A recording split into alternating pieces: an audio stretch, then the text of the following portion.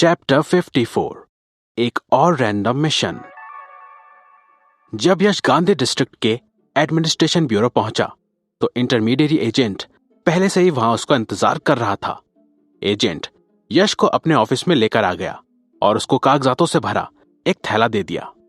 उस थैले के अंदर कई कागजात थे, जैसे कि उसमें पूरे बिजनेस को चलाने का लाइसेंस था, असली और उसकी कॉपी के साथ। उसमें कंपनी का बैंक अकाउंट खोलने का पत्र था, उसकी कंपनी का स्टैम्प था और दूसरे कई सारे कामों के कागजात थे।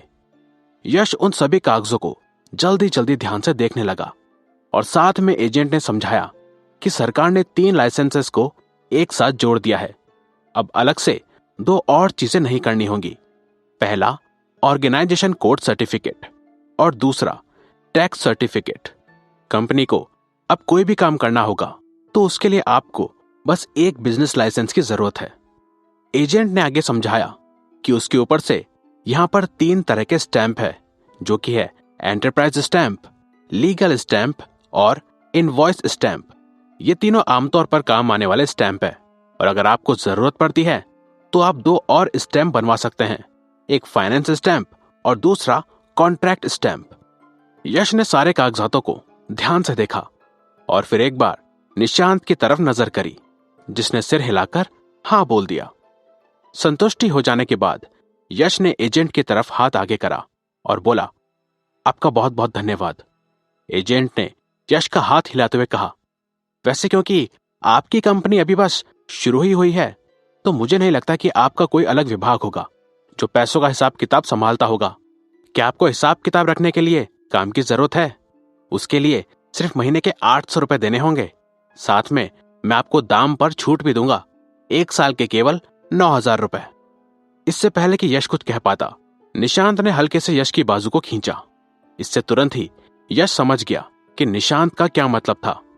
वो एजेंट की तरफ देखकर मुस्कुराया और बोला, आपका शुक्रिया। क्या मैं आपका कार्ड ले सकता हूं? मैं इसके बारे में सोचकर आपको बता दूंगा। एजेंट ने सिर हिलाते हुए यश को अपना कार्ड दे दिया और कहा, आप कृपया मुझसे संपर्क जरूर करिएगा अगर आपको कुछ भी काम हो। मैं मैनेजर खान हूं। यश ने कार्ड लिया और धन्यवाद बोलकर वहां से जाने लगा। जब वे दोनों एडमिनिस्ट्रेशन ब्यूरो से बाहर पहुंच गए तो यश निशांत की तरफ देखने लगा। वैसे तो वे दोनों शायद एक दूसरे को लंबे समय से नहीं जानते थे, लेकिन फिर भी वो एक दूसरे को बिना कुछ बोले भी ऐसे समझ गए थे जैसे कि ये कोई उनके जैसे अक्लमंद लोगों के बीच की एक खासियत थी। निशांत ने यश को आराम से समझाया, चूंकि तुम्हारी कंपनी अभी बिल्कुल नई नई है तो मुझे नहीं लगता कि अभी बड़े बड़े हिसाब करने की जरूरत है, तो तुम्हें किसी और दूसरे बंदे की जरूरत भी नहीं है जो कि सिर्फ हिसाब किताब का काम करे। भले ही सरकार के नियमों से हर कंपनी को अपने हिसाब किताब की जांच साल में कई बार करनी चाहिए, लेकिन इस तरह के एजेंट्स तुम्हारे लिए ये काम केवल साल में एक बार करते हैं। इस वजह से अगर तुम्हारे पास पैसा है तो तुम्हें हिसाब किताब भी खुद ही ढंग से बनाकर साफ सुथरा रखना चाहिए।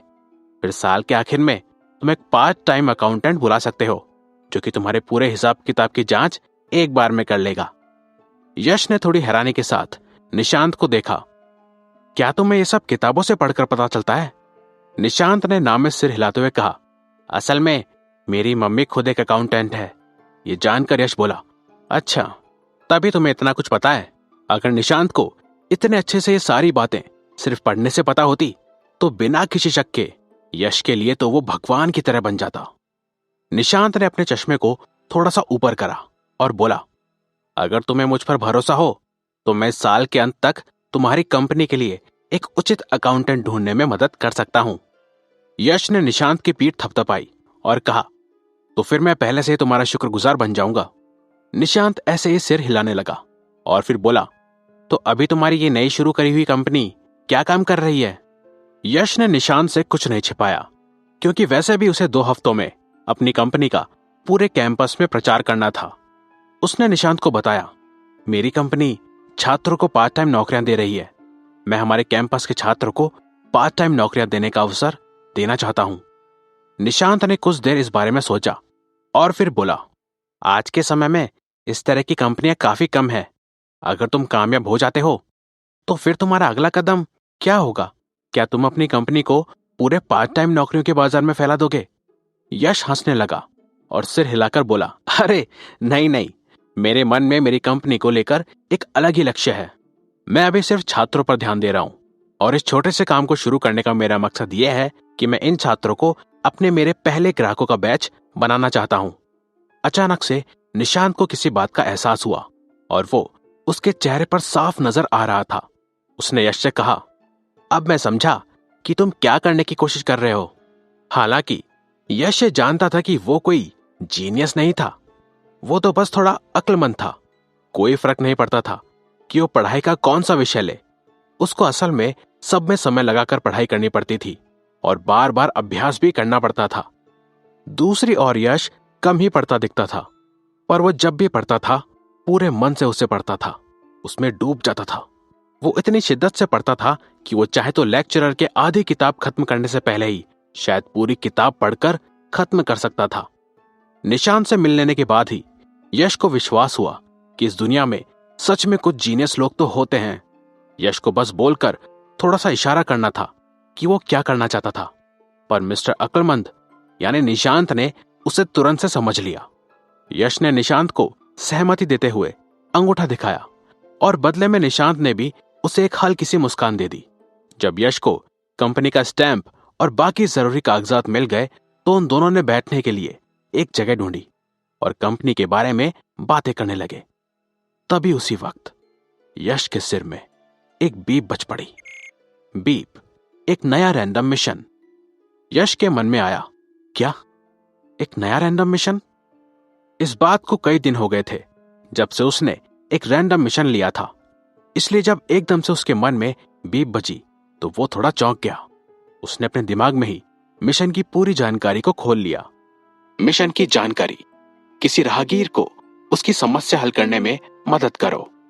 यह मिशन पुराने मिशन से काफी मिलता जुलता था जिसमें उसने भाविका को बचाया था।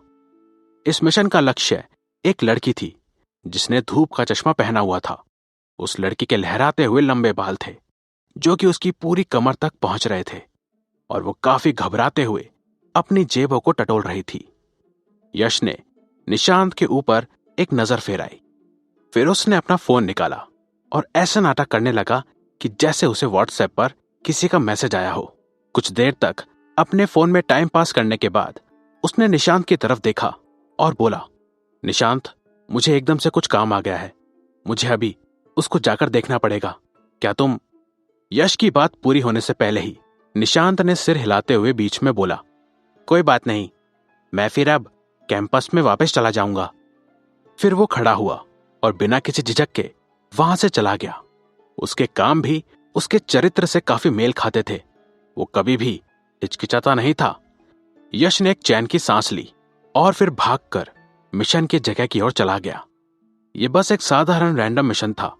उसने पिछले महीने में इस तरह के कई सारे मिशंस करे थे और उनमें से ज्यादातर ऐसे ही थे जिनमें या तो उसे किसी की मदद करनी होती थी या फिर उन्हें किसी परेशानी भरी स्थिति से निकालना होता था, वैसे ही जैसे यश ने उस समय भाविका के लिए किया था। हाँ बेशक, ज्यादातर बार मिले हुए मिशन में उसे लड़कियों की ही मदद करनी होती थी। यश को कभी कभी समझ नहीं आता था कि क्या ज्यादातर बार लड़कियों पर ही मुसीबत क्यों आती थी, या फिर सिस्टम उससे अच्छे काम करने की बजाय उसका किसी से रिश्ता करवाने के लिए तो पीछे नहीं पड़ा था। कहीं यह सिस्टम की कोई खासियत तो नहीं थी। जब से यश ने भाविका को बचाया था तब से इस तरह का रैंडम मिशन उसे नहीं मिला था। इस वजह से यश को लगने लगा था कि उसके आसपास के लोग सुरक्षित थे या फिर मुसीबतों में नहीं पड़ते थे। अब आखिरकार उसे कोई मिल ही गया था जो कि मुसीबत में था।